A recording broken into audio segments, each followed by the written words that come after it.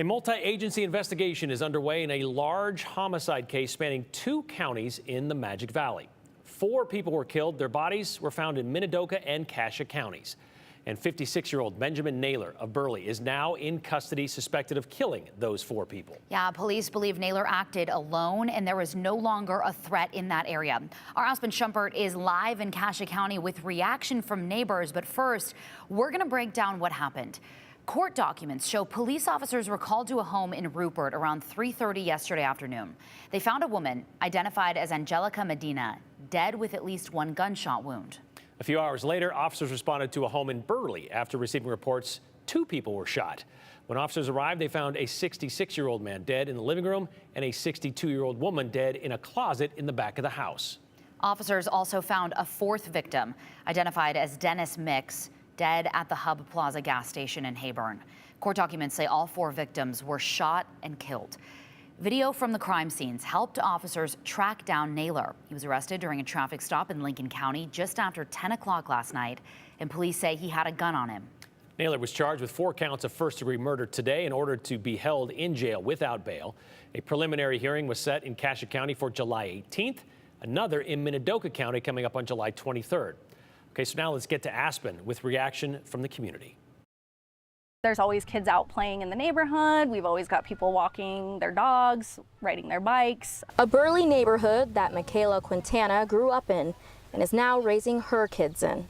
This has just always been home for me. A community she always considered safe. I would say it's a good, nice neighborhood. But Tuesday evening, she says that sense of security was lost when the street flooded with law enforcement at about 6 p.m. There were cops running down the street with guns. That part of the neighborhood was surrounded by police. There were cops down at the end of this side of the street, and it was pretty crazy just having all the cops. At first, they weren't sure why police were there. I just saw cops and guns, and immediately I went into a panic and went inside my house to get my kids put away somewhere safe. Soon after, they learned their neighbors down the street, Donna and Kelly Jenks, were found dead in their home. They came over and let us know that it was a murder that had happened, and then it was just all pretty unsettling, and that's not something you would expect to happen here. Police arrested and charged Ben Naylor, the man accused of killing Kelly and Donna, but also 2 other victims in Cassia and Minidoka County. Police say all 4 bodies were found at different times on Tuesday. Quintana says she didn't learn about the total number of victims until Wednesday afternoon. It kind of makes you realize that anything can happen in the blink of an eye.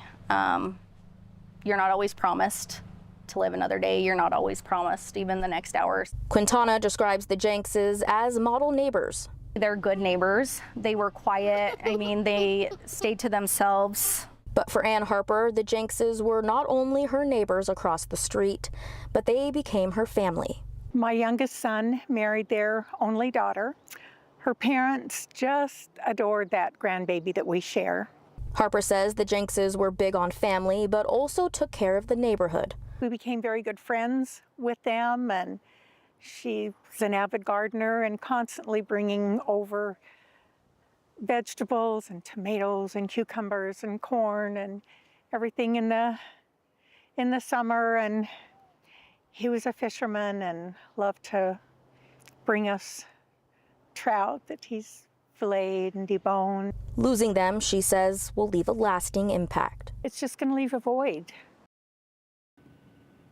And we will continue to follow this story as more information comes out.